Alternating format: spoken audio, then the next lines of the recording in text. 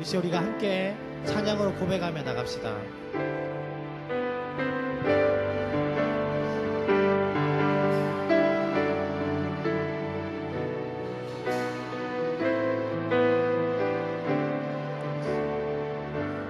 보혈을 지나 보혈을 지나 하나님 품으로 보혈을 지나 아버지 품으로 보혈을 지나 하나님 품으로 한 걸음씩 한 번 더 고백합시다. 보혈을 지나 하나님 품으로 보혈을 지나 아버지 품으로 보혈을 지나 하나님 품으로 한 걸음씩 나가. 한 번 더 고백하도록 하겠습니다. 보혈을 지나 보혈을 지나 하나님 품으로 보혈을 지나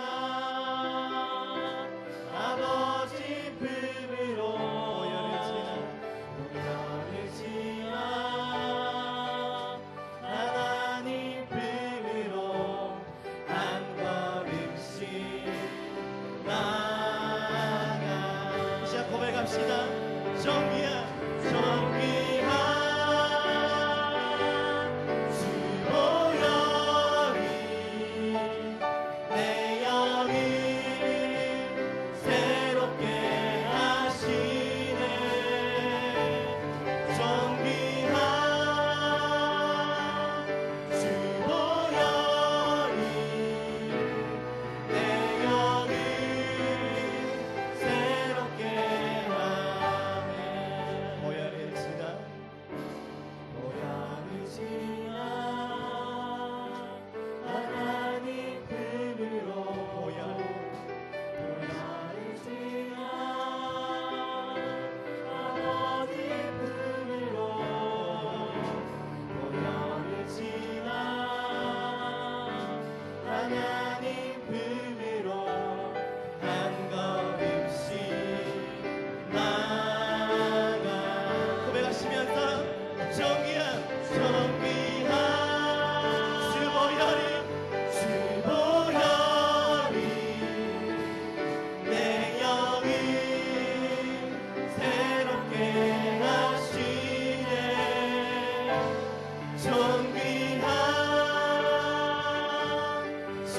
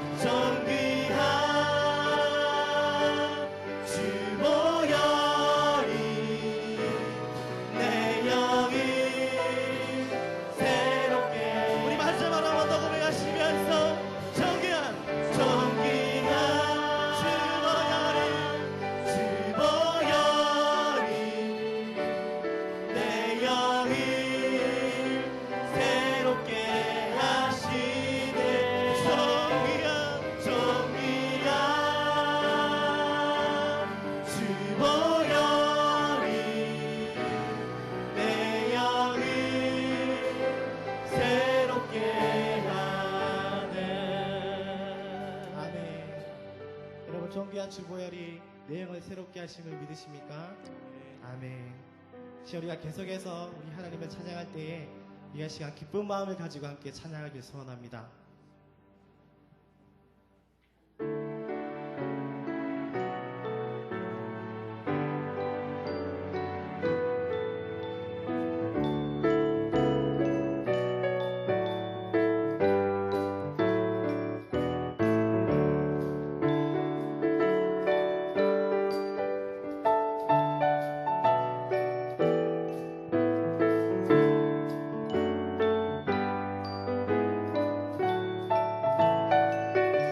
예수 사랑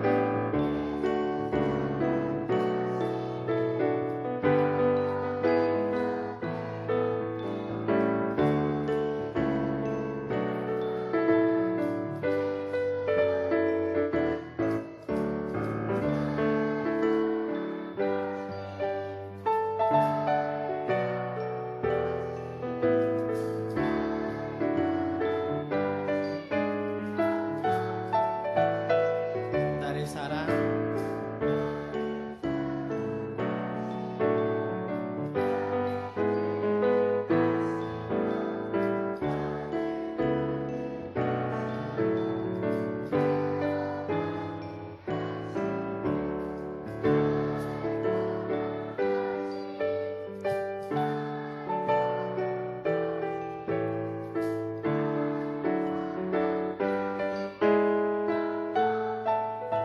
한 번 더 나의 사랑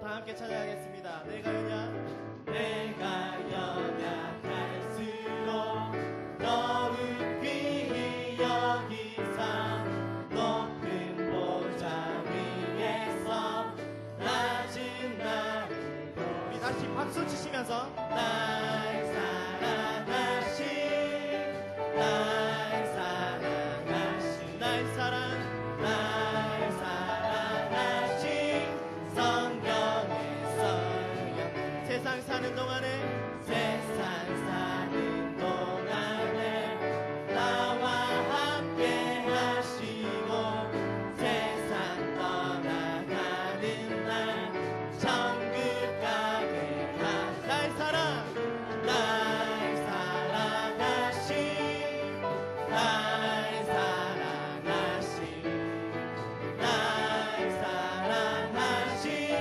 성경에서 1절부터 다시 찬양합시다. 예수 사랑하심을 성령에서 배웠네 우리들은 약하다 예수 권세 많도다 날 사랑하신 나의 사랑 날 사랑하신 날 사랑하신 성경에서 나를 사랑하시고 나를 사랑하시고 나의 죄를 다 씻어 하늘 문을 여시고 들어가게 하시네 날 사랑하신 날 사랑하신 날 사랑하신 성경에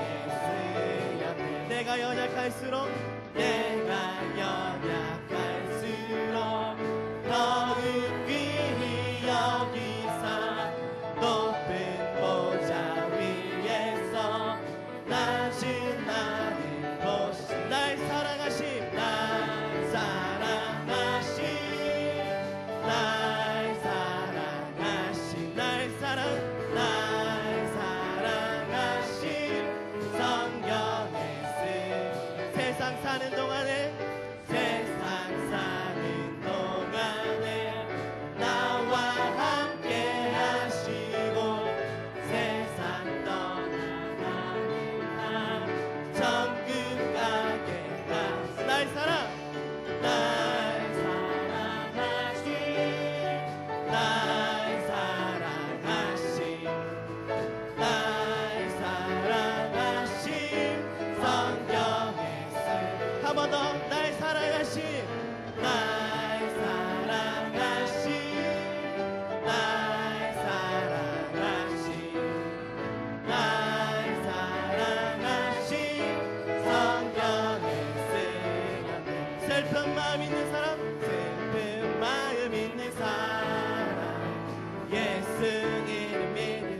영원토록 변함없는 기쁜 마음으로 아멘. 예수의 이름은 세상의 소망이요. 예수의 이름은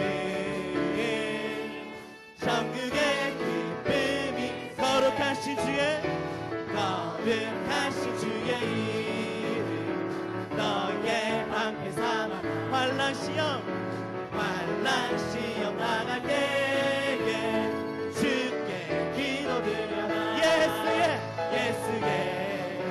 이름은 세상의 소망이 예수의 이름은 천국의 기쁨 거룩하신 주의 이름 너의 평대도다. 주의 평대 기뻐 찬송 부르리. 예수의 이름은 세상의 소망이요. 예수의 이름은 천국의 기쁨. 우리 갈 길 나간 후에 보좌 앞에 나아가 왕께 경배하며 열유다를 드리리. 예수의 이름은 세상의 소망이요. 예수의 이름은 천국의 기쁨이. 3절 한 번 더 찬양했습니다. 존귀하신 주의 이름 우리 기쁨 되도다. 주의 품에 안길 때에 기뻐 찬송 부르리. 예수의 이름은 세상의 소망이요. 예수의 이름은 천국의 기쁨이. 우리 갈 길 나간 후에 보좌 앞에 나아가 왕께 경배하며 열유다를 드리리. 예수의 이름은 세상의 소망이요. 예수의 이름은 천국의 기쁨. 우리 한 번 더. 예수의 이름은 세상의 소망이요. 예수의 이름은 천국의 기쁨일세. 예수의 이름은 세상의 소망이요. 예수의 이름은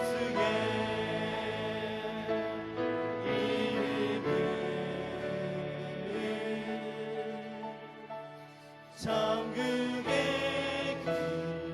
기쁨이. 우리 한 번 더 고백합시다. 예수의 이름은 세상의 소망이요. 세상의 소망이요. 예수의 이름은 천국의 기쁨일세. 하나님의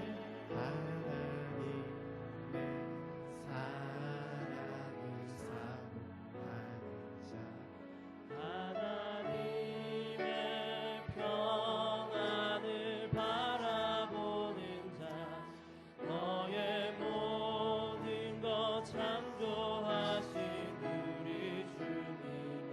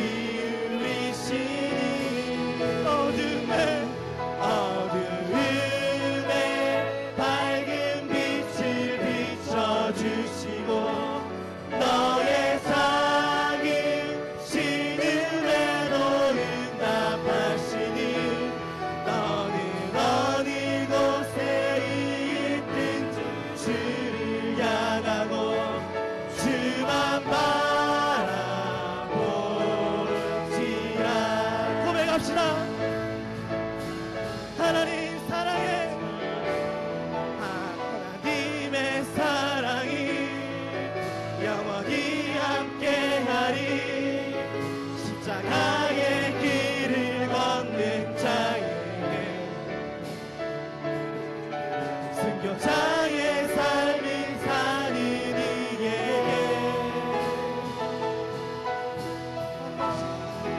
조롱하는 소리와 세상 유혹 속에도 주의 순결한 신부가 되리라. 내 생명 주님께 드리리. 한 번 더 고백하면서 하나님의 사랑이 영원히 함께하리. 십자가의 길을 걷는 자에게 순교자의 삶을 사는 이에게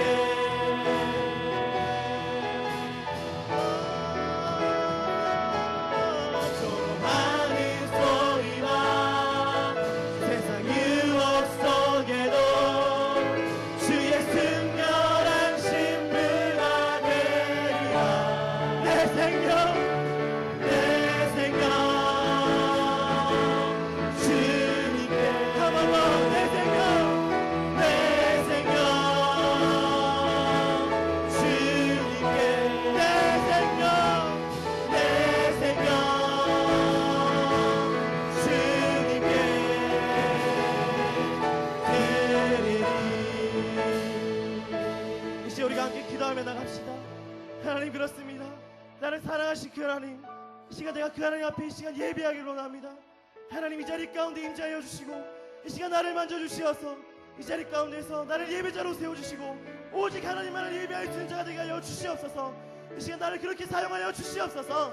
이제 우리 이렇게 한번 기도하며 나가길 소원합니다. 기도하겠습니다. 하나님, 우리 이 시간 주길 소원하며 나갑니다.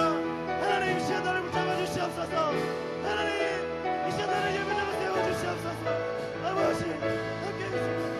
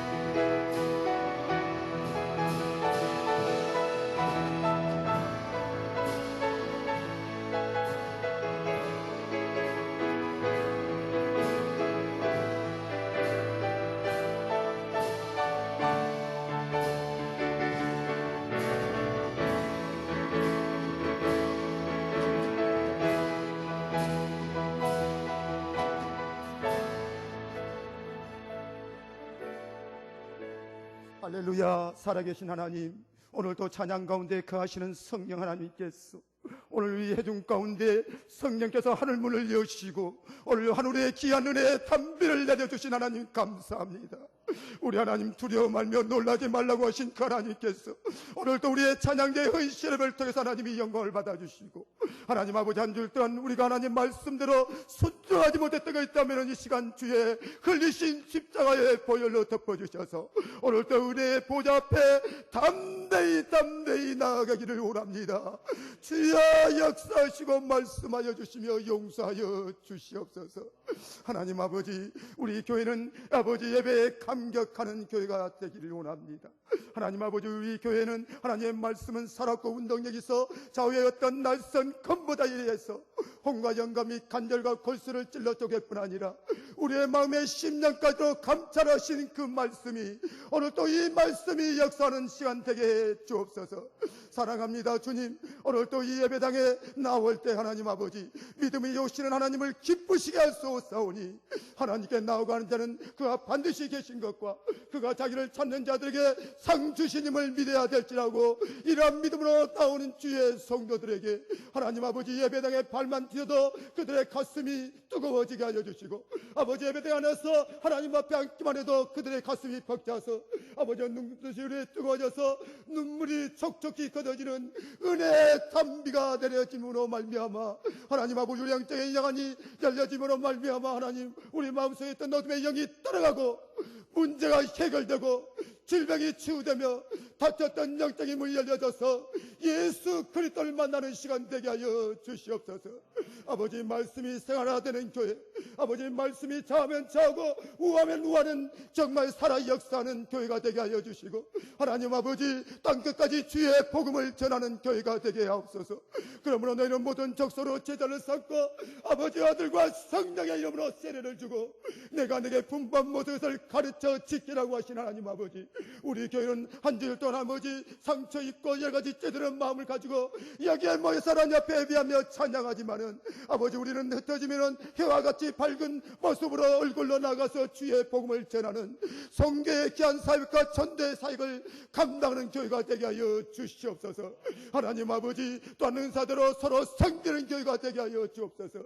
너희는 하나님의 성령인 것과 너희 몸이 하나님의 성령인 것과 너희 성령이 너희 안에 거하신 줄 알지 못하고 하신 하나님 아버지 우리가 각자 은사대로 섬기는 교회가 되게 하여 주옵소서. 성령님을 만원히 여기는 자가 되지 않게 하여 주시고 그 아버지 섬기는 자는 섬기는 자로 교육하는 자는 교육하는 자로 가르치는 자는 가르치는 자로 여러 가지 아버지 주의 교회에서 서로 섬기며 주의 일을 감당할 수 있는 아름다운 교회가 되어질 수 있도록 성령님께서 역사하시고 인도하여 주시옵기만을 원합니다. 하나님 아버지 우리 교회는 회복되는 교회가 되게 하여 주옵소서. 우리의 가정들이 회복되는 교회가 되게 하여 주옵소서.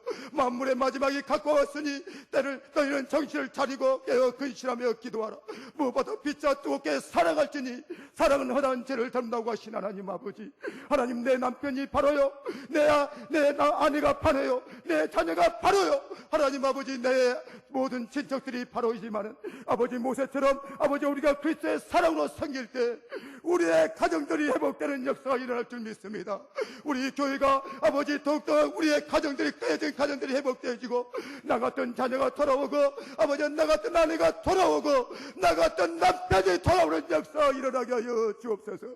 그래서 행복한 성도들이 되게 하여 주시고 아버지 다음 세대를 일으켜 세우는 교회가 되게 하여 주옵소서. 아버지 믿음은 바라게 일상이요 보지 못하기로 징표하고 하신 하나님 아버지 우리가 다음 세대를 위해서 우리가 투자한 만큼 눈에 보이지 않고 투자한 만큼 우리의 손에 잡히지 않지만은 믿음대로 하나님 아버지 저들을 위해서 투자하고 말씀으로 양육할 때 하나님 아버지 우리의 씨를 뿌릴 때 하나님 아버지 게다시 같이 하나님 아버지 그들의 새가 깃들이고 아름다운 열매를 맺어지는 교회가 되어지는 역사가 우리 다음 세대를 통해서 일어나게 하여 주옵소서. 일어나게 하여 주옵소서. 하나님 사랑합니다. 오늘도 하나님 아버지 야곱아 내가 너를 창조하였고 내가 너를 구속하였고 내가 너를 지명하여 불렀나니 너는 내 아들이라 내 딸이라고 하신 하나님 아버지 오늘도 하나님 아버지 사랑하는 우리의 자녀들 가운데 사랑하는 우리의 성도들 가운데 예지에서 또 하나 아버지 군복무로 또 하나 해에서 공부하고 아버지 여러 가지 절타 중에서 여러 가지 일을 해가는 주의 종들 우리 하나님께서 약속하신 말씀처럼 너희가 물속을 지나도록 물이 침몰하지 못하며 불속을 지나도록 불이 타지 못하는 하나님 아버지께서 이러한 축복의 통로들이 열려진 역사가 있게 하여 주옵소서. 그래서 하나님 아버지 우리의 염려가 기도가 강구와 감사로 바뀌어진 역사가 이 재단에서 일어나게 하여 주옵소서. 오늘도 이 성전에서 아버지와 생수의 강이 흘러나와서 우리의 발목을 적시고 우리의 무릎을 적시고 우리의 가슴을 적시고 우리의 온몸을 적셔서 아버지 성령의 충만함으로 우리가 아버지 남녀노소 어린아이 노인 저기옷이 해와 같이 밝은 모습으로 주님을 찬양하며 그 하나님을 예배할 수 있는 우리 범천교회 건강한 교회 행복한 성도 부산 범천교회가 되어질 수 있도록 우리 하나님께서 인도해 주실 줄 믿습니다. 하나님 이제 우리가 말씀을 듣겠습니다. 사랑하는 주의 사자에게 영권을 주셔서 오늘도 그 말씀이 증거될 때 우리가 그 말씀을 믿음으로 받게 하여 주시고 그 말씀이 우리의 심령 골수가 이쪽에는 생명의 말씀으로 증거될 수 있도록 하나님 역사하여 주옵소서. 세우신 주의 사자를 통해서 영광을 받으시고 특별히 오늘 연합 찬양대를 통해서 하나님이 영광을 받으신 줄 압니다. 주님, 사랑하는 주의 종들, 특별히 연합 찬양대와 사랑하는 우리 범천 재단에 오늘도 하늘의 문을 여시고 큰 은혜를 내려 주시옵소서. 살아계신 예수님의 이름으로 감사하며 기도드립니다. 아멘. 할렐루야. 오늘 찬양대 헌신 예배에 나오신 모든 분들을 주님의 이름으로 정말 환영하고 축복합니다. 오늘은 특별히 앞 시간에 우리 3대가 함께 주님을 찬양하는 모습을 여러분들 보셨으리라고 생각합니다. 우리 유치부 친구들이 찬양을 부르고 들어갔고 우리 유년부 친구들은 끝까지 남아서 마지막 찬양을 다 불렀는데 우리 마지막 찬양을 잘 모르는 것 같았습니다. 그래서 네, 그래도 가운데 제일 어린 친구가 눈을 지그시 감고 찬양을 부르는 모습을 제가 앞에서 바라보면서 그만 제가 울어버렸습니다. 우리의 내일을 보는 것 같아서 하나님께서 우리 교회 가운데 주신 축복이라는 생각 때문에 얼마나 고맙고 감사한지 모르겠습니다. 우리 교회는 다음 세대를 일으키는 교회입니다. 우리의 자녀들이 믿음으로 자라나고 하나님의 은혜 가운데에서 성장하는 것을 우리 부모님들이 기쁨으로 여기고 그들을 위해서 아낌없이 헌신하고 그들을 위해서라면 우리의 가장 귀한 것을 주님께 드릴 수 있는 그런 아름다운 교회가 되기를 바랍니다. 여러분 어땠습니까? 네. 우리 하나님 말씀 보겠습니다. 시편 119편 67절과 71절 두 절의 말씀을 함께 봉독하도록 하겠습니다. 시편 119편 67절 그리고 71절 우리 두 절 말씀을 한 목소리로 읽겠습니다. 같이 읽습니다. 고난 당하기 전에는 내가 그릇 행하였더니 이제는 주의 말씀을 지키나이다. 71절입니다. 고난 당한 것이 내게 유익이라 이로 말미암아 내가 주의 율례들을 배우게 되었나이다. 아멘. 아멘.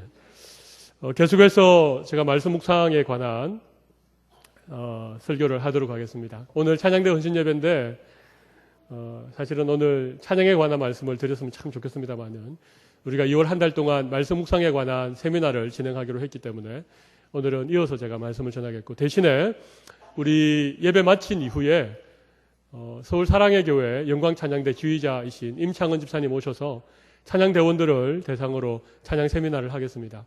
혹여라도 찬양 세미나에 관심이 계신 분들은 이 자리에 남아 계시면 충분히 그 세미나를 통해서 은혜를 받을 수 있으리라고 생각을 합니다. 지난번에 우리 위임 감사 예배가 있는 날 저희 교회 찬양대가 악보를 보지 않고 곡을 전부 외워서 찬양을 드렸습니다. 그래서 가장 깜짝 놀란 분이 누군가 하면 제가 전에 섬겼던 교회 담임 목사셨던 오정현 목사님이 너무 깜짝 놀라셔가지고 부산에 이렇게 안보 찬양을 하는 교회가 있다니 이러면서 굉장히 좋아하셨습니다. 오늘 오전에도 우리 할렐루야 찬양대가 귀하게 찬양해 주셔서 얼마나 감사한지 모르겠습니다. 우리 오후에는 우리 주로 시온 찬양대하고 기도원 찬양대가 우리 번갈아 가면서 그렇게 하나님 앞에 찬양을 드리고 죄송합니다. 오후에는 기도원 찬양대랑 호산나 찬양대는 중고등부 아이들로 구성되어진 찬양대입니다. 그렇게 번갈아 가면서 찬양을 드리고 수요일에는 우리 여성 찬양대인 시온 찬양대가 하나님 앞에 찬양을 올려드립니다.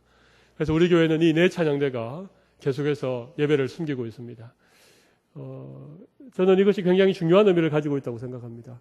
왜냐하면 아무리 좋은 찬양대도 자주 하나님을 찬양할 기회가 없으면 찬양을 잘 할 수 없습니다. 그러나 우리 학생들도 서툴지만 계속해서 주일 오후에 이렇게 성인 예배를 섬기다 보면 우리 아이들이 조금씩 찬양을 알아가게 되어지고 또 하나님 앞에 더 귀한 모습으로 헌신할 수 있는 기회가 된다고 생각합니다.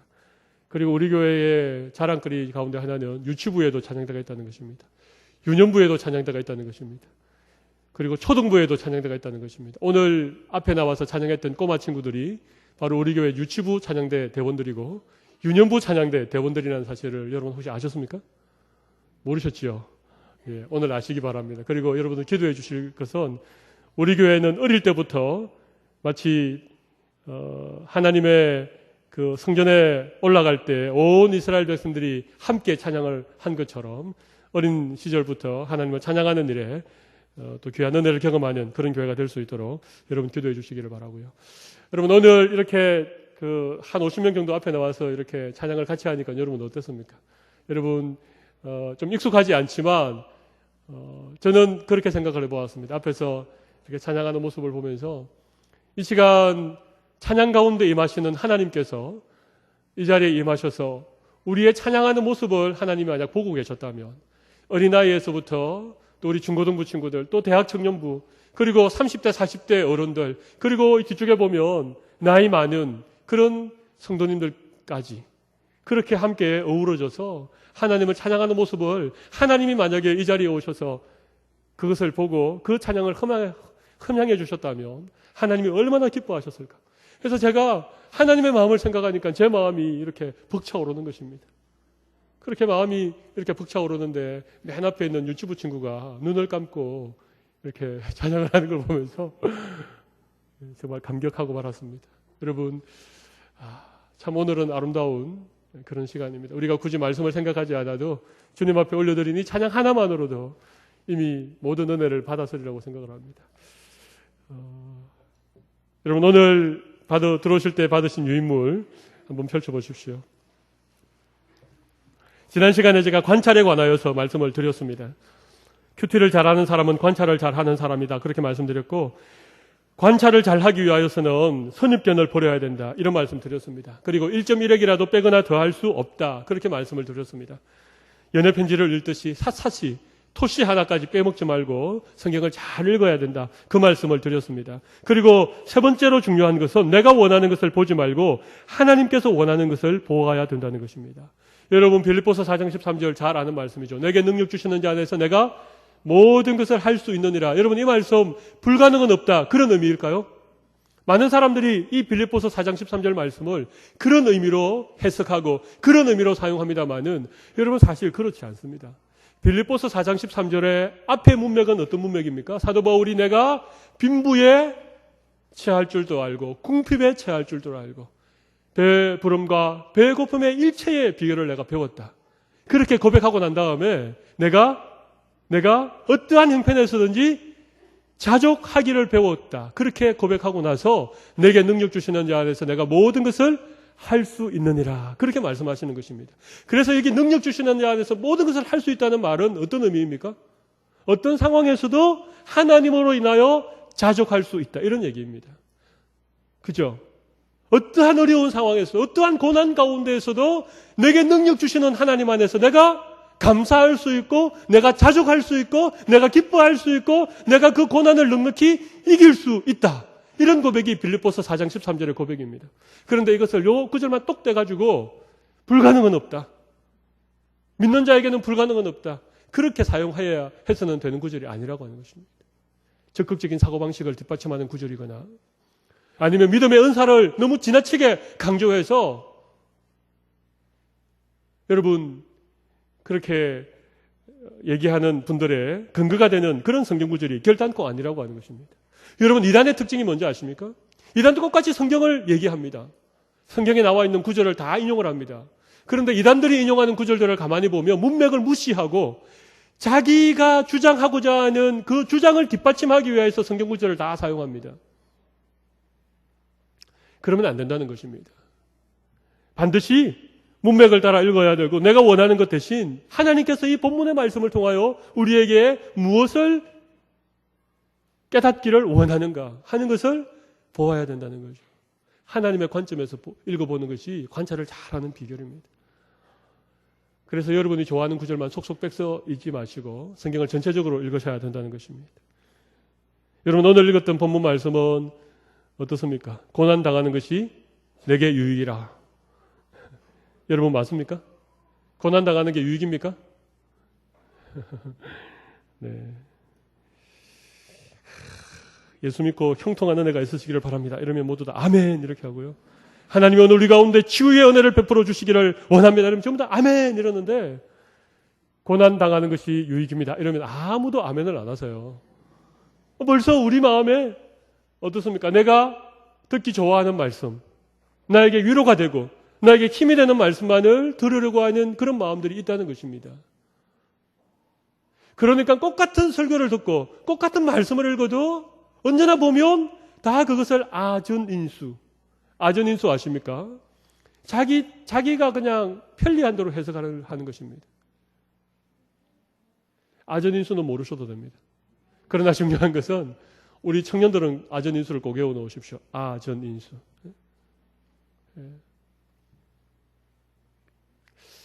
그 사자성어풀이는 제가 정확하게 모르겠습니다만 그 뜻은 무엇인가 하면 아무튼 자기가 편한 대로 그냥 말씀을 받는 것입니다. 아전인수. 자, 관찰을 잘 하기 위한 세 번째 비결이 뭐라고요? 내가 원하는 것을 보지 말고 하나님이 원하는 것을 보자는 것입니다.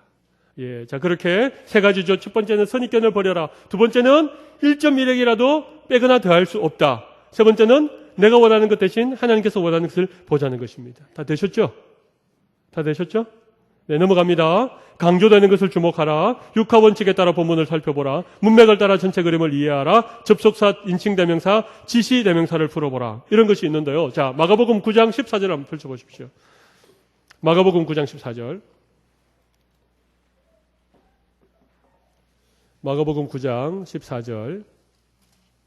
같이 한번 읽어보겠습니다. 시작. 이에 그들이 제자들에게 와서 보니 큰 무리가 그들을 둘러싸고 서기관들이 그들과 더불어 변론하고 있더라. 이게 그들이라는 말이 몇 번 나오죠? 세 번 나오죠. 그죠? 그들이, 그들을, 그들과. 이게 다 누구를 가르치는 지시대명사 아닙니까? 인칭대명사 아닙니까? 그죠? 그 말은 몰라도 됩니다. 여기 나오는 그들이 누구를 가르쳤는지 한번 찾아보십시오. 자, 첫 번째 그들이 누구를 가리키고, 두 번째 그들을 누구를 가리키고, 세 번째 그들과는 누구를 가리키는가? 우리 청년들 빨리 찾으시고요. 연세가 65세 이상이신 분들은 안 찾으셔도 됩니다. 그냥 저를 가만히 보고 계시면 됩니다. 자. 앞에 있는 문장을 읽어보셔야 됩니다. 그래야 그게 뭔지 아십니다.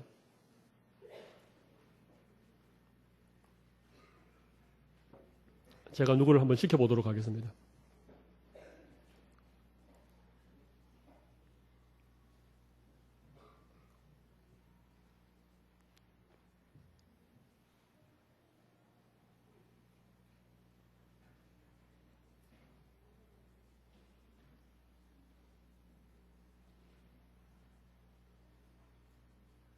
네. 우리 거루터기에 있는 우리 문영곤 형제. 자, 첫 번째 그들이는 누굽니까?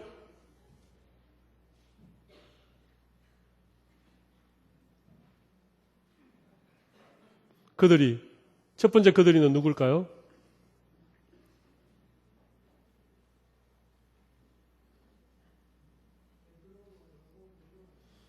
누가 말씀하셨습니까?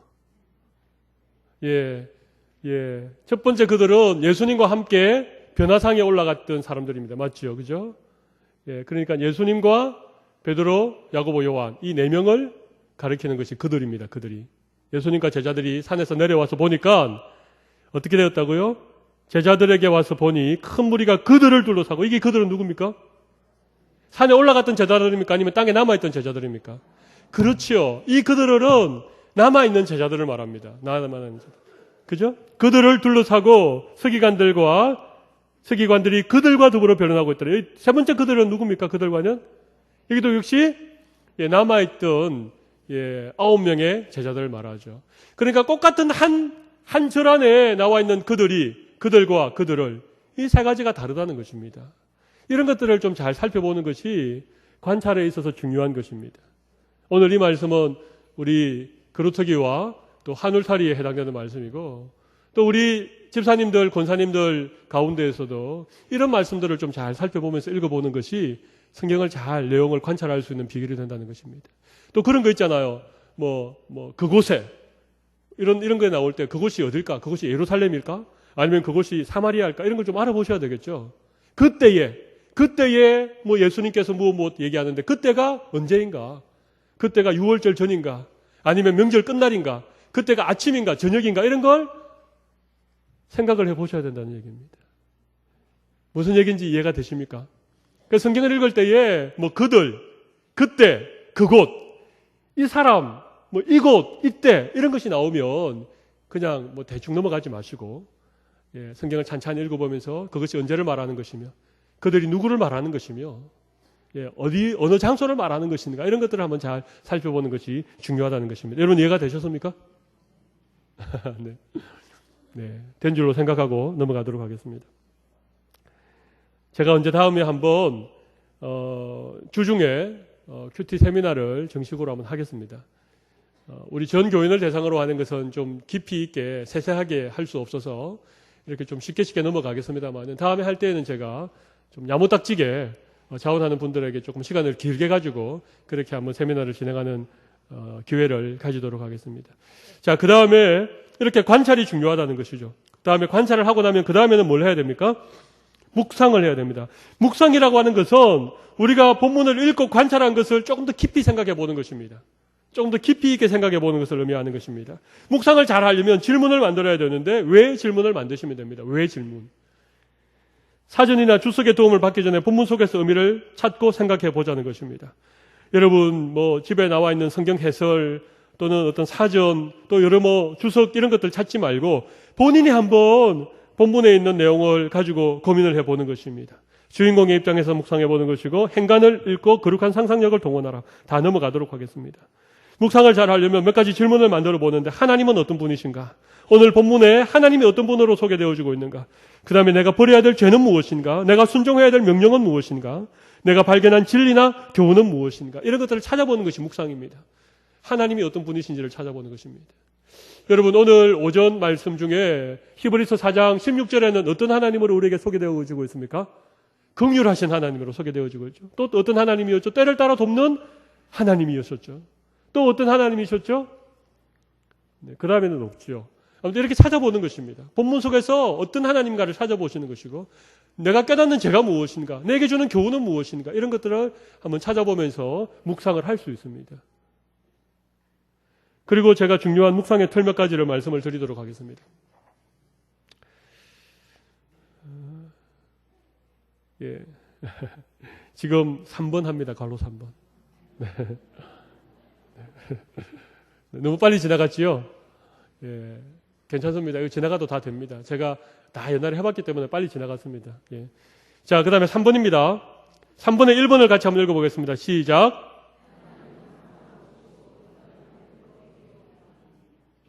이 말씀 아멘이십니까?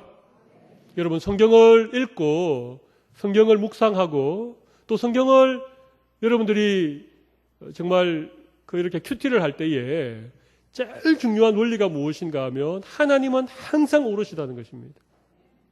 틀리면 내가 틀렸지 하나님이 틀릴 수 있습니까? 없습니까? 절대 그런 일은 없습니다. 성경을 읽으면서 이건 정말 이해가 안 돼. 이건 하나님이 해도 너무 하셨어. 하나님이 이렇게 하시면 안 되시지요. 라고 하는 말을 할 수 있습니까? 없습니까? 그런 말을 하면 안 된다는 것입니다. 아무리 이해가 되지 않아도 지금 당장에는 하나님께서 이렇게 하시는 것이 아무리 생각을 해도 이해가 안 되어도 하나님은 항상 오르십니다. 인간은 100% 죄인입니다. 여러분 인간이 100% 죄인이라는 것에 동의하십니까? 예. 여러분 인간은 99% 죄인이라고 하는 거하고 인간은 100% 죄인이라고 하는 거하고 어느 게 어떤 차이점이 있겠습니까? 인간이 99% 죄인이라고 하는 것하고 인간이 100% 죄인이라고 하는 거하고 어떤 차이가 있겠습니까? 여러분 인간이 99% 죄인이고 그래도 나에게 한 1% 정도 나에게 의로운 것이 있고 나에게 선한 것이 있고 내가 뭔가 이렇게 좀 내세울 만한 것이 있다라고 생각을 해보십시오. 그러면 인간이 어떻게 하는지 아십니까? 그 1%의 자기의 의로움, 그 1%밖에 되지 않는 자기의 그 자랑거리를 가지고 어떻게 하겠습니까? 나머지 99%는 다 무시하고 항상 그 1%만 얘기하는 거예요. 여러분, 이게 저의 모습입니다. 제가 그렇습니다. 제가 99%는 죄인이고 제가 1%만 의인이면 저는 99% 죄인인 거 저는 말 안 하겠습니다. 저는 1% 제가 의인인 것만 제가 자랑하고 그것 때문에 교만하고 그것 때문에 하나님에게 시비 걸고 내 1%의 의를 가지고 하나님의 항상 오르심에 대하여서 내가 반대하고 내가 시비를 걸 가능성이 너무너무 많은 것이 저입니다. 그래서 여러분, 성경은 우리 인간을 향하여서 모든 사람이 저를 범하였으며 하나님의 영광에 이르지 못하였다. 그렇게 말씀하고 있습니다. 의인 없나니 하나도 없다라고 그렇게 말씀하고 있습니다. 여러분, 인간은 100% 죄인입니다. 여러분, 내가 100% 죄인이라고 하는 것을 인정하시기 바랍니다. 이렇게 되어야 말씀에 대한 눈이 열립니다. 이렇게 되어야 하나님이 오르심에 대하여서 우리가 인정을 할 수 있습니다. 내가 99.9% 죄인이고 0.1%는 그래도 뭔가 나에게 자랑할 거리가 있다. 그러면 안 되는 것입니다. 여러분, 이 말씀 이해가 되십니까? 네, 예. 그래서 언제나 하나님이 항상 오르십니다라고 고백하십시오. 지금 나는 이해할 수 없지만, 지금 도무지 내가 납득할 수 없지만 하나님이 옳습니다. 하나님이 오르십니다. 욥이 했던 고백처럼 그렇게 고백을 하시고 나면 그 다음에 하나님께서 그 다음 길을 우리에게 인도해 주시고 그 다음 길을 우리에게 보여주시는 것입니다. 그게 안 됐기 때문에 계속해서 우리가 그 신앙의 자리를 머물러 있어서 늘 10년을 신앙생활해도 늘 그 자리, 20년을 신앙생활해도 늘 그 자리에 머물러 있는 게 뭔가 하면 내 알량한 그 1%의 의를 붙들고 있기 때문에 하나님께서 우리에게 하나님의 말씀을 깨닫게 해주지 않으시기 때문에 우리의 삶이 나아가지 못하는 것입니다. 그래서 여러분, 묵상의 틀, 첫 번째 원칙은 하나님이 항상 오르시고 인간은 100% 죄인이다. 아멘. 자, 두 번째는 같이 읽어보겠습니다. 시작. 고난도 축복이다. 그 다음, 해석된 고난은 축복이지만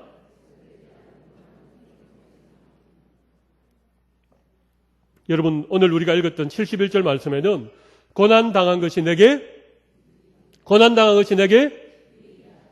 이것은 하나님의 말씀이지요. 여러분, 아멘이십니까? 제가 조금 더 강하게 말씀드리겠습니다. 고난이 유익 정도가 아니라 고난도 축복이다. 따라합시다. 고난도 축복이다. 여러분, 고난도 축복입니다. 고난당하기 전에는 내가 그렇게 행하였더니 고난당한 후에는 내가 주의 율례를 배우게 되었나이다. 여러분, 고난에는 유익이 있습니다. 근데 하나님의 말씀으로 해석된 고난은 축복인데 어떤 고난요? 해석되지 않은 고난은 뭐라고요? 여러분, 생고생 아십니까? 여러분, 생고생 아십니까? 고생만 실컷 하고 하나도 남는 게 없는 것. 고생만 실컷 했는데 여전히 어리석고 여전히 깨닫지 못하고 여전히 그 자리에 머물러 있는 그 고생을 생고생이라고 합니다. 여러분, 생고생은 해야 됩니까? 안 해야 됩니까? 여러분, 생고생은 하면 절대 안 됩니다. 고난이 생고생이 되지 않으려면 반드시 말씀으로 내 고난을 어떻게 하라고요? 해석을 해야 됩니다. 왜 이 고난을 하나님이 주셨을까? 왜 나에게 이런 어려움이 있는 것일까? 왜 내가 이런 힘들고 어려운 시간들을 보내고 있는 것일까? 라고 하는 것을 해석을 하셔야 된다는 것입니다. 여러분, 제가 지난번에 출애굽기 15장의 말씀으로 여러분에게 한번 말씀드릴 때에 제가 아주 중요한 그런 말씀을 하나 해석해 드렸죠. 애굽 사람에게 내린 질병 가운데 하나도 너에게 내리지 아니하리니 나는 너희를 치료하는 여호와 임이니라. 여러분, 이 말씀 어떻게 해석이 되셨습니까? 우리에게 있는 질병은 애굽 사람에게 내린 질병과 같다 다르다? 다르다는 것입니다. 이 질병을 통하여서 하나님께서 우리를 어떻게 만나주신다고요? 치료하는 하나님으로 만나주신다고 말씀드렸습니다. 이것이 질병을 말씀의 관점으로 해석하는 것입니다. 그런 관점을 딱 붙잡으면 그렇게 해서 내 질병이 해석이 되면 그 질병은 반드시 유익이 되고 하나님의 축복이 될 줄로 믿습니다. 반드시 그 질병은 하나님의 축복의 통로가 될 수밖에 없습니다. 반드시 하나님께서 그 질병을 그렇게 사용을 해 주십니다. 그런데 그게 해석이 안 되면요. 그게 해석이 안 되면 그건 생고생입니다. 그냥 원망하고 불평하고. 여러분, 제가 지난 주일날 바로에 대해서 얘기한 거 기억나십니까? 벌써 잊어먹었습니까? 여러분, 바로가 정말 힘든 사람, 어려운 사람, 저 바로만 내 인생에서 사라지면 내 인생에 새날이 열릴 텐데 그건 해석이 안 되는 것입니다. 바로를 제대로 해석을 하면 어떻게 됩니까? 바로 때문에 모세가 이스라엘의 지도자로 세워졌고, 바로 때문에 이스라엘 백성들이 모세를 따라 다 출애굽을 할 수 있었다. 여러분, 이것이 말씀으로 바로를 해석하는 것입니다. 여러분, 맞습니까? 그렇게 해석이 되면 여러분을 힘들게 하고 여러분 주변에 여러분의 옆구리를 가시노릇하는 그 사람이 말씀으로 해석이 되면 그 사람이 축복이 됩니까? 안 됩니까? 축복이 되는 것입니다. 할렐루야. 여러분, 이게 말씀으로 우리의 인생의 고난을 해석하는 것입니다. 그렇게 해석할 수 있는 은혜가 여러분에게 있기를 바랍니다. 여러분, 해석만 되면 괜찮습니다. 문제는 해석이 안 되기 때문에, 해석이 안 되기 때문에, 이유를 모르기 때문에, 까닭을 모르기 때문에, 결과를 모르기 때문에 우리가 힘들지. 말씀으로 해석을 하고 나면 원인도 알고 과정도 알고, 특별히 그 결과는 모든 것을 합력하여 선을 이루실 하나님에 대한 분명한 믿음의 고백을 가지고 결과를 바라보고 나아가면 여러분, 모든 고난은 유익을 넘어 축복이 될 줄로 믿습니다. 그래서 고난도 축복입니다. 앞으로 우리 범천교회 성도들이 사용하는 큐티방은, 큐티방은, 자, 뭐라고요? 고난도 축복이다. 알 사람만 알도다. 고난이 축복이라고 그러면 이 비밀을 모르는 사람들은 뭐라고 그러겠습니까? 야, 뭐가 고난이 축복이냐? 그렇게 말을 하겠죠.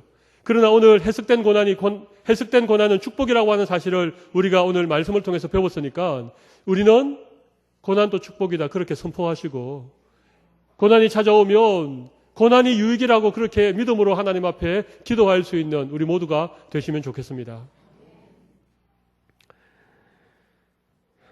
그 다음에 3번을 같이 읽어보겠습니다. 시작.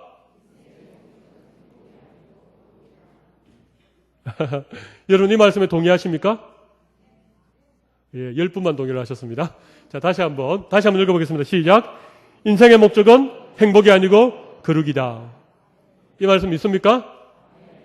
예, 특별히 청춘 남녀들, 행복하기 위해서 결혼하지 마시기를 바랍니다. 네. 누가, 성현이가 아멘 했습니까? 예. 여러분, 많은 사람들이 행복하기 위해서 결혼을 합니다만은 결혼하면 별로 행복하지 않습니다. 결혼을 연애의 무덤이라고 누군가 얘기를 했습니다. 틀린 말이 아닙니다. 네. 여러분, 행복은 신기루하고 꼭 같습니다. 여러분, 신기루 아십니까? 사막에 가면 이게 그 태양열이 뜨거우니까 이 복사 열기에 의하여서 저 멀리 이렇게 열기가 반사된 것이 마치 오아시스처럼 보이는 게 있습니다. 마치 물이 있어서 물이 반짝반짝 빛나는 것처럼 보이는 것을 신기루라고 그럽니다. 얼마나 목이 마르겠습니까? 그래서 그 신기루를 쫓아서 거기에 물이 있으리라고 그렇게 걸어가 보면 거기에는 물이 없습니다. 거기에는 황량한 모래바람밖에 일지 않습니다. 여러분, 행복은 신기루입니다. 행복을 추구하기 위하여 인생을 살아가면 그곳에 행복이 있을까요? 없을까요? 행복이 없습니다. 그런데 거룩을 추구하면, 거룩을 위하여 살아가면 하나님이 행복은 덤으로 주실 줄 믿습니다. 여러분, 우리가 거룩함을 위하여 부름받은 자들입니다. 마태복음 5장 48절에 보면 너에게 하늘에 계신 너희 아버지 온전하신과 같이 너희도 온전하라. 베드로후서 2장 8절입니까? 예. 하나님 아버지의 거룩하신과 같이 너희도 거룩하라. 하나님께서 우리를 거룩하기 위하여 불러주신 것입니다. 거룩함이라고 하는 것은 다른 것이 아니고 우리가 하나님을 닮아가는 것이고 하나님의 마음을 우리에게 이렇게 품는 것입니다. 여러분, 거룩을 위하여서 여러분 결혼하시고 거룩을 위하여서 인생의 목적을 바꾸어 보십시오. 그러다 보면 어느 순간에 행복해지는 행복한 날을 발견하게 되리라고 생각을 합니다. 여러분, 우리 교회도 행복한 성도가 우리 교회 표어인데 행복한 성도가 되기 위해서는 우리가 열심히 주님을 닮아가면 됩니다. 우리가 열심히 경건을 훈련하고 거룩을 위하여서 그렇게 하늘 아버지의 온전하신 것 같이 그렇게 믿음으로 살아가면 어느 순간 행복해 있는 날을 발견하게 될 줄로 믿습니다. 인생의 목적은 행복이 아니고 뭐라고요? 네. 우리 청년들만 해보겠습니다. 결혼하기 전에 미혼인 청년들만 해보겠습니다. 바꿔서 해보겠습니다. 결혼의 목적은 이렇게 해보겠습니다. 시작. 아멘. 결혼의 목적은 행복이 아니고 거룩입니다. 그래서 그런 목적을 가지고 결혼하시면 하나님께서 분명히 행복한 가정생활, 결혼생활 하게 해주실 줄로 믿습니다. 그래서 여러분, 말씀을 묵상하는 큰 세 번째 틀이 바로 이것입니다. 여러분, 행복하기 위해서 말씀을 들으셨지요. 그죠? 예, 듣고 좀 행복해지기 위해서, 위로받고 좀 가슴이 따뜻해지고, 그런 걸 위해서 말씀을 들었는데, 앞으로는 거룩을 위해서 말씀을 펼치시고, 거룩을 위해서 말씀을 들으시고, 하나님의 말씀이 선포될 때에 그 말씀을 통해서 내가 거룩해지기 위해서 노력을 해보십시오. 우리가 거룩해진 만큼 하나님이 세상이 줄 수 없는 행복, 세상이 줄 수 없는 기쁨, 세상에 빼앗을 수 없는 그런 평안을 우리 가운데 채워주셔서 이 행복은 환경에 얽매여 있는 행복이 아닙니다. 이 기쁨은 세상이 주는 기쁨과는 차원이 다른 것입니다. 아무것도 없어도 여전히 힘든 상황 가운데 있지만 하나님이 주시는 이 행복 때문에 여러분들 얼굴이 해와 같이 빛날 수 있기를 바랍니다. 오후에 좀 피곤한 시간이지만 이 시간 얼굴을 한번 활짝 펴보십시오. 자, 예. 내 얼굴이 해와 같이 빛난다라고 생각할 만큼 한번 얼굴을 활짝 펴보시기 바랍니다. 할렐루야. 야, 하나님께서 여러분들의 얼굴을 이렇게 해와 같이 빛나게 해주셨습니다. 우리 옆 사람을 한번 바라보시면서 집사님의 얼굴이 해와 같이 빛납니다. 이렇게 한번 인사하도록 하겠습니다. 네.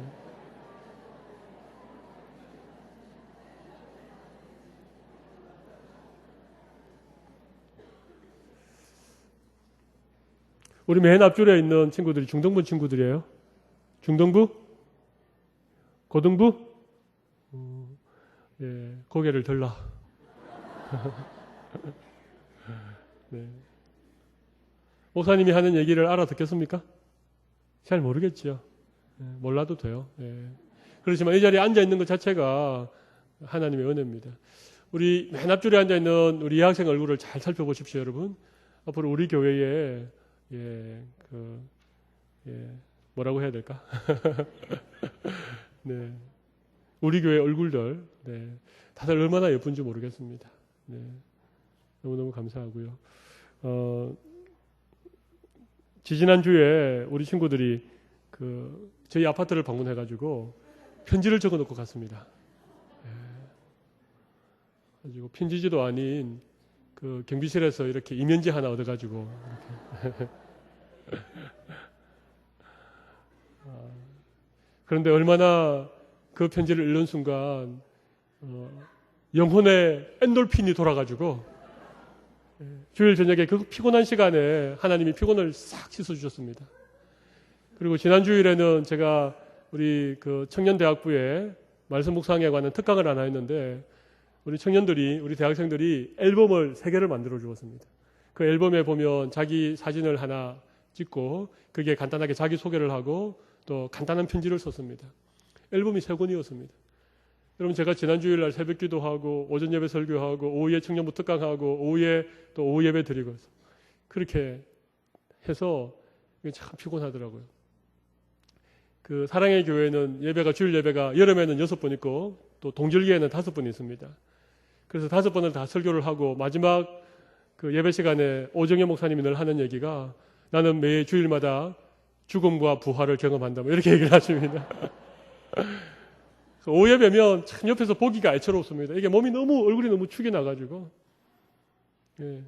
그래서 제가 지난 주일은 그 심정을, 그 마음을 조금은 제가 알 것 같을 만큼 조금 많이 피곤했는데 우리 청년들이 준 앨범을 집에 가서 이렇게 읽는데 한 장 한 장 넘기는 동안에 하나님이 제 몸과 마음과 영혼을 회복시켜 줬습니다. 여러분, 이게 하나님 베푸신 은혜 아니겠습니까? 우리가 힘들어도 오늘 주일 오후 예배에 이렇게 나오셔서 주님을 찬양하고 우리 아이들이 앞에서 찬양하는 모습을 우리가 바라보면서 우리의 마음에 기쁨이 있고 오늘도 말씀을 하나하나 배우면서 말씀이 깨달아지는 은혜를 우리가 누리게 되면 여러분, 우리의 영혼이 회복되면 여러분, 영이 몸을 지배하는 사람이 있고 육체가 영혼을 지배하는 사람들이 있거든요. 근데 우리는 영이 우리의 육체를 지배하는 사람 아닙니까? 영혼이 기뻐하면 우리의 영혼에 하나님이 은혜를 주시면 우리의 육신의 세포도 하나님이 회복시켜 주실 줄로 믿습니다. 어떤 분들은 주일날을 죽일 날이라고 얘기하시던데 너무 그냥 아침부터 나와가지고 뭐 찬양대 섬기고 주일학교 봉사하고 주방 섬기고 뭐 그렇게 오후 늦게까지 집에 들어가면 그냥 하루가 뭐 너무 힘들다 그러시는데 여러분 하나님께서 우리 영혼에 은혜를 주실 줄 믿습니다. 예수 믿는 사람들은 얼굴에 행복이 있어야 됩니다. 예수 믿는 사람들의 얼굴에는 늘 기쁨이 있어야 됩니다. 그래서 이렇게 좀 밝은 얼굴을 이렇게 잘 짓지 못하는 분들 계시죠. 그죠? 그래서 꼭 화난 사람처럼 늘 하고 다니시는 분들은 회개하시기 바라고 거울을 보고 연습하시기를 바랍니다. 오늘 교회 오기 전에 거울을 보고 여러분 뭐 옷만 이렇게 옷 매무새만 이렇게 신경 쓰지 마시고 이렇게 웃는 연습을 하십시오. 이를 활짝 드러내고 활짝 웃는 얼굴을 연습하시기를 바랍니다. 네. 자, 그 다음에 네 번째 하도록 하겠습니다. 네 번째 같이 읽어보겠습니다. 시작. 문제가 있는 것이 문제가 아니고 문제가 없는 것이 문제다. 여러분 이것은 제가 언제 한번 말씀드렸죠. 여러분 기억나십니까? 네. 제가 이거 출애굽기 15장 말씀 전할 때에 제가 분명히 말씀드렸습니다. 여러분 우리 인생에는 문제가 있습니까? 없습니까? 문제가 없는 것은 어디입니까? 무덤입니다. 무덤. 그죠? 거기에는 문제가 없습니다. 그러나 우리가 살아 숨쉬는 동안 우리의 인생에는 문제가 있습니다. 문제가 없는 인생을 기대하는 것이 가장 심각한 문제고 문제가 없다고 하는 사람이 정말 해결 방법이 없는 가장 심각한 문제의 사람입니다. 우리에게는 다 문제가 있습니다. 그러나 모든 문제의 해답은 누가 가지고 계십니까? 하나님이 가지고 계십니다. 그래서 문제가 있다고 생각하는 사람들은 어떻게 합니까? 그 문제를 하나님께 가지고 와서 하나님께 부르짖게 되는 것입니다. 그러면 하나님께서 우리의 인생의 문제를 해결해 주심으로 말미암아 우리의 인생의 문제가 해결될 뿐만 아니라 그 문제를 통하여 하나님을 경험하고 하나님의 응답을 맛보기 때문에 일석이조의 은혜를 누리게 되는 것입니다. 문제가 없다고 생각하는 사람들은요, 인생이 피곤합니다. 문제가 없다고 생각하는 사람들이 가장 많이 하는 얘기가 무슨 얘기인지 아십니까? 다 당신 탓이야. 다 너 때문이야. 다 네가 문제야. 여러분 그러나 우리는 문제가 있다라고 생각을 하시고 오히려 문제가 있기 때문에 하나님께 구하고 모든 문제에 정답을 가지고 계신 하나님께서 우리의 인생의 문제를 해결해 주심으로 하나님의 은혜를 경험하는 여러분들이 되시기를 바랍니다. 그래서 문제가 있는 것이 문제가 아니고 문제가 없는 것이 문제다. 이 말이 이해가 되시죠? 여러분 이것도 방언이죠. 이것도 알 사람만 알려다. 모르는 사람은 100번 죽었다 깨어나도 모르는 것입니다.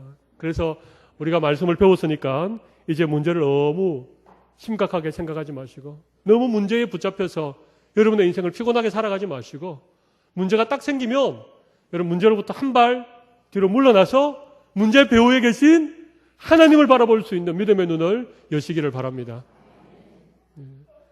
우리 그루터기는 인생에 별로 문제가 없지요. 뭐 여러분 기껏 해봤자 뭐 여자친구 때문에 힘들어하고 네.